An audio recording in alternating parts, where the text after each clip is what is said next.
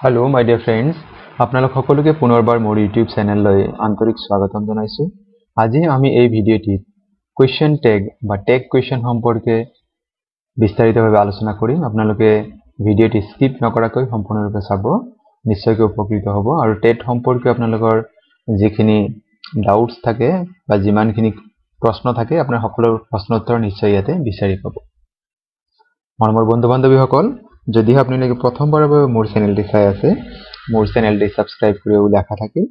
আহকচোন বাৰু আজিৰ ভিডিঅ'ৰ বিষয়বস্তু সম্পৰ্কে আমি জানি লওঁ। টেগ কোৱেশ্চন বা কোৱেশ্চন টেগনো কি হয়?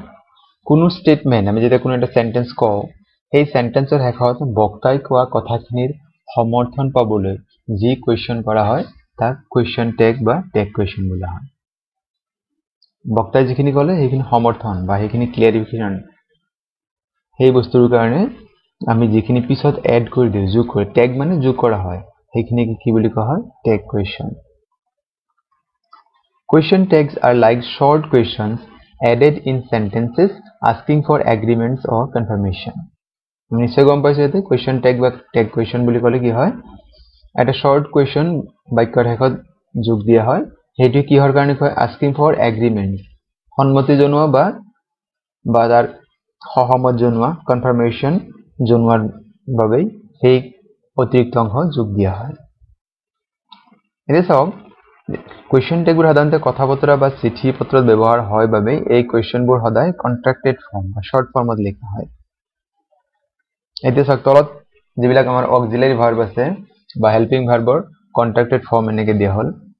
এনেই আচলতে কি হয়? এম যোগ ইজ যোগ নট হলে ইজেন্ট, আৰ যোগ নট আৰ্ণ্ট, এম যোগ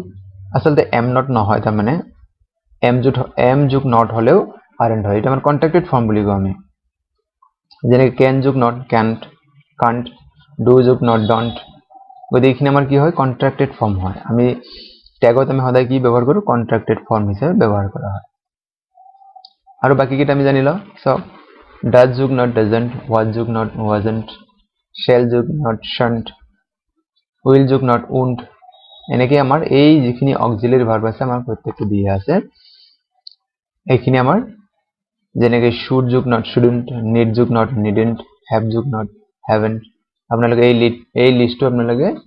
পুৰাকে মনত ৰাখিব। আপোনালোকে পাৰিলে স্ক্ৰীনশ্বট মাৰি লওক আৰু এইখিনি মনত ৰাখিব, কাৰণ টেগৰ সময়ত আপোনাৰ এইখিনি বহুত দৰকাৰী কথা। গতিকে shall, does, shall, should, need, have, must, may, was, will, would, could, has, used, might and dare, এইকেইটা হৈছে আমাৰ অক্সিলাৰি হয়। এইখিনিৰ লগত আমি কি কৰোঁ? ডাইৰেক্ট আমি নট ইউজ কৰিলে নেগেটিভ হৈ যায়। এতিয়া চোন পৰৱৰ্তী নিয়ম জানি লওক। টেগ কুৱেশ্যনবোৰ প্লুৰেল কুৱেশ্যনত প্লুৰেল ছাবজেক্ট নাউনৰ সলনি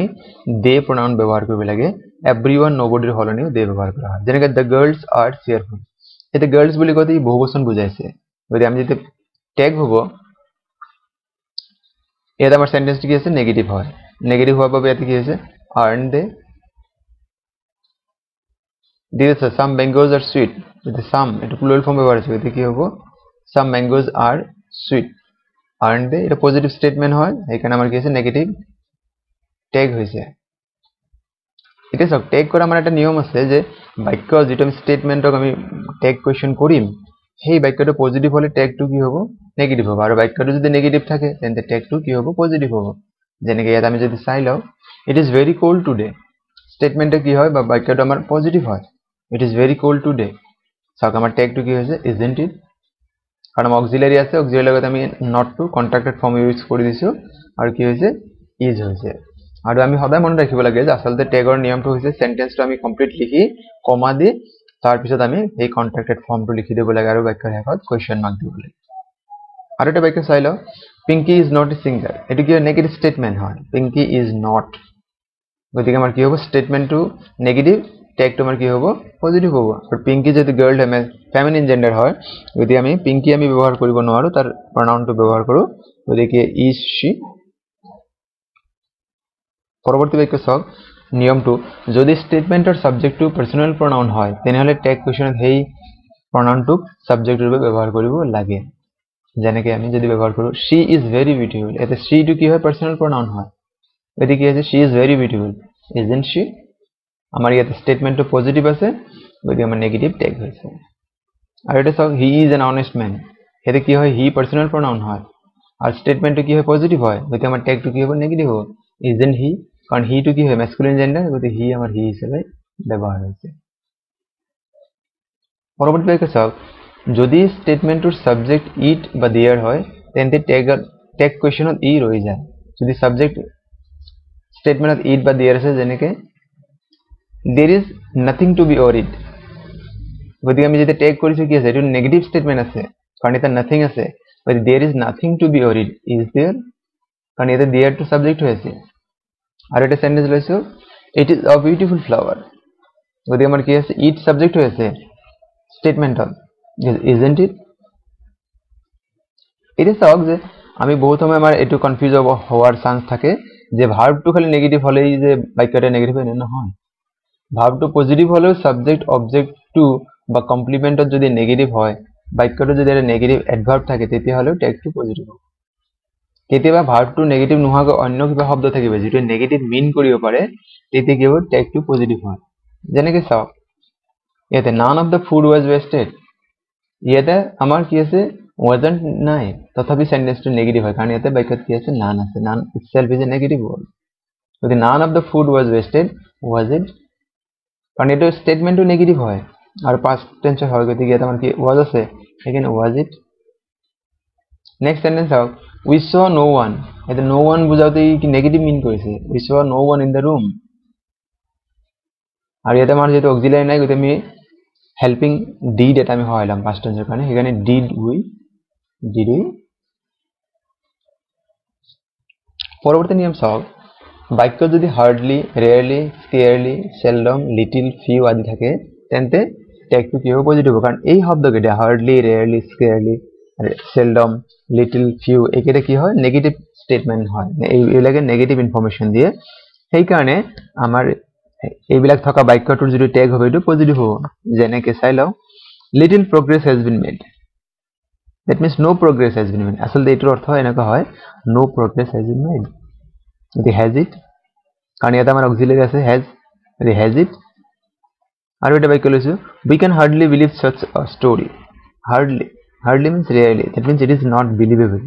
এনে অর্থ বুঝো হয় গতিকে we can hardly believe such a story can we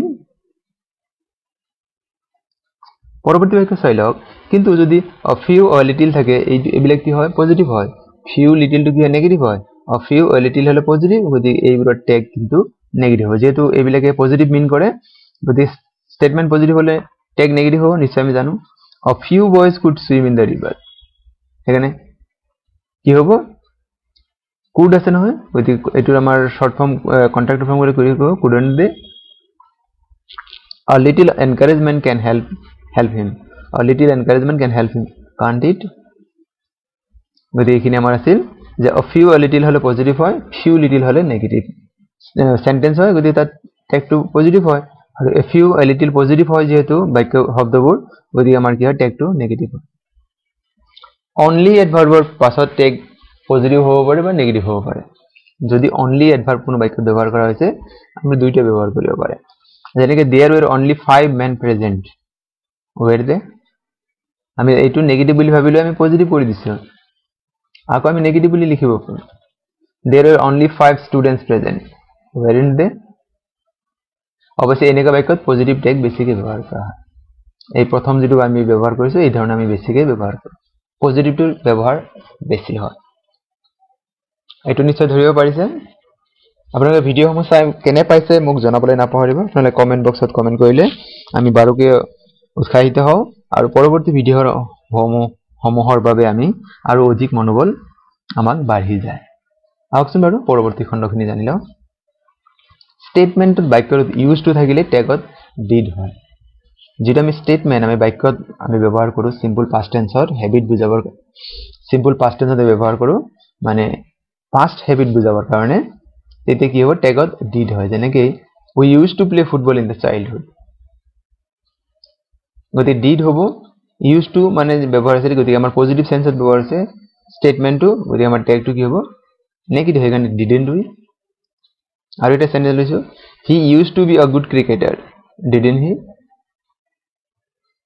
গতিকে আমি মনত ৰাখিবলৈ ইউজ টু ব্যৱহাৰ কৰাৰ পিছত আমি কি হয় টেগত ডিড ব্যৱহাৰ কৰো আৰু যদি সেন্টেন্সটোৰ ইনফৰমেশন পজিটিভ হয় তেন্তে আমি টেগটো নেগেটিভ কৰো আৰু ইতিমধ্যে আমি এটো গমে পাও আৰু স্টেটমেন্টে যদি নেগেটিভ ইনফৰমেশন ক্যাৰি কৰে তেন্তে আমি কি হ'ব টেগটো পজিটিভ হ'ব সেইখিনি আমি ইতিমধ্যে গম পাইছো আকচোন বাৰু পৰৱৰ্তী নিয়মটো জানি লও ইম্পাৰেটিভ ভাৰ্বে যদি সিম্পল ৰিকুৱেষ্ট বুজায় তেতিয়া হলে পজিটিভ বা নেগেটিভ ৰিকুৱেষ্ট হওক তেন্তে টেগ উইল হ'ব ইম্পাৰেটিভ সেন্টেন্স আমি নিশ্চয় গম পাও যিবিলাক সেন্টেন্স কি হয় ভাৰ্বে দি আৰম্ভ হয় যদি সিম্পল ৰিকুৱেষ্ট বুজায় হেতু পজিটিভ বা নেগেটিভ হলেও তাত কি হ'ব যেটো আমি টেগ ইউজ কৰিম হেতু কি হ'ব কেৱল মাত্ৰ উইল যেনেকৈ আমি চাইলা পাস দা বুক ওকে এটা আমি কি হৈছে পাস দা বুক ভাৰ্বে দিয়াৰ মানে পাস গতি আমাৰ কি হৈছে টেগটো কি হৈছে উইল ইউ বা don't be late for dinner এটা আমি কি কৈছো যদি সিম্পল ৰিকুৱেষ্ট এটা পজিটিভ হ'ব এটা পজিটিভ হলে উইল ইউ ব্যৱহাৰ কৰো নেগেটিভ হলে যেনেকৈ don't be late for dinner will you positive বা নেগেটিভ বুলি কোনো কথা নাই সিম্পল ৰিকুৱেষ্ট বুজালে আমি টেগত কি লিখো কেৱল মাত্ৰ উইল ইউ লিখি দিও হৈ যায় আকৌ এটা নিয়ম চাও কিন্তু ইনভাইটেশন বা সাজেশন হলে উইল ইউ ব্যৱহাৰ কৰিব পাৰি যদিও won't ইউৰ ব্যৱহাৰ বেছি হয় এই যে অলপ আগতে কলো যে মানে ইম্পাৰেটিভ সেন্টেন্সৰ ক্ষেত্ৰত কি হয় সিম্পল ৰিকুৱেষ্ট হলে পজিটিভ বা নেগেটিভ হলে আমি কি কৰো উইল ইউ ব্যৱহাৰ কৰো কিন্তু যদি ইনভাইটেশন বা সাজেশন হয়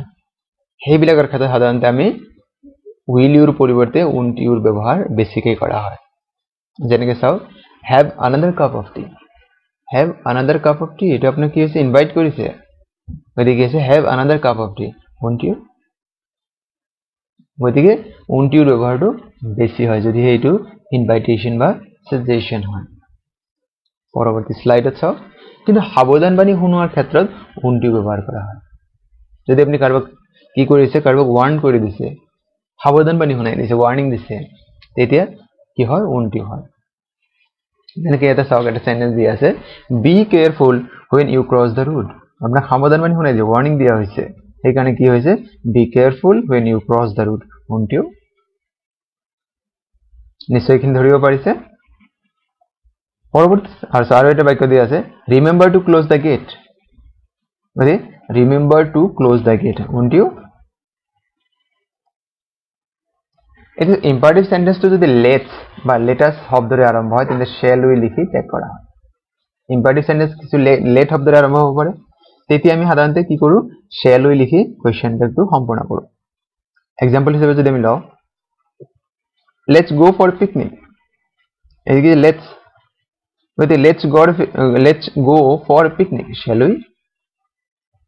আৰু এটা হ'ব পাৰে let us postpone the meeting shall we আকৌ ইম্পাৰেটিভ সেন্টেন্সত যদি অধৈৰ্য হোৱা বা গালি পৰা অৰ্থ প্ৰকাশ কৰা হয় ইম্পাৰেটিভ সেন্টেন্স যদি গালি পৰা অৰ্থ প্ৰকাশ কৰে বা অধৈৰ্য হোৱা বুজায় তেতিয়া কিন্তু টেগ কোৱেশ্চনটো can't you এটো গালি পৰা অৰ্থ প্ৰকাশ কৰা হয় এটো কে নহয় কৰা হয় হ'ব লাগিছিল এতিয়া টেগটো কি হ'ব can't you যেনেকৈ আমাক দি আছে use your common sense can't you আকৌ চাওক যদি ইয়াত আমাক এটা সেন্টেন্স দি আছে tag কোৱেশ্চনত plural subject to subject নাউনত দে প্ৰনাউন ব্যৱহাৰ কৰিবলৈ এভৰিওয়ান আৰু নোবডিৰ সলনি দে ব্যৱহাৰ কৰা হয় যেনেকৈ the girls are not cheerful ইয়াত চাওক যে আমাৰ টেগ কোৱেশ্চনত কি আছে প্লুৰাল সাবজেক্ট নাউন আছে the girls বুলি কতে প্লুৰাল ফৰ্ম ব্যৱহাৰ কৰা হৈছে ইয়াত আমাৰ কি আছে সেই কাৰণে the girls ৰ নাম কি ব্যৱহাৰ কৰিছে are they আৰু ইয়াতে কি নেগেটিভ আছে the girls are not cheerful next sentence of positive আছে some mangoes are sweet এখানে কি হৈছে aren't they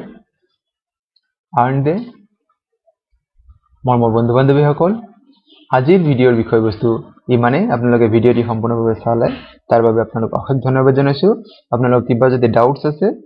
মোৰ ইউটিউবৰ কমেন্ট বক্সত জনালে মই নিশ্চয়কৈ সুখী হ'ম